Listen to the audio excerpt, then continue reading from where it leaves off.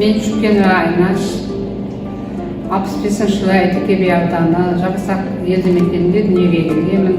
Көп балалы анамын.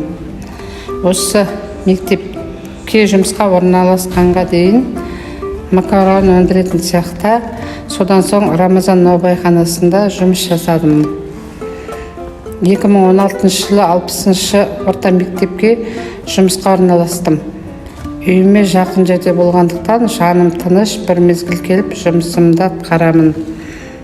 Осы Нұр Сити шағын ауданының тұрғыны ретінде мектебіміздің барына қуанамын. Өйткені бұл тек мектеп қана емес, бұл мәдениет ордасы десем де болады.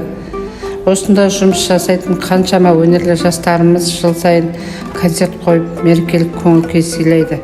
Еңбегіміз еленіп, сыйақыға ие болдым. Шүкір.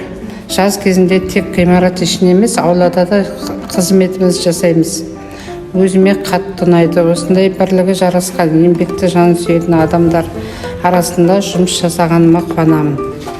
Еңбектің нәні тәтті дегендей, шын жүректен адал еңбек етсең, жемісі де тәтті болады.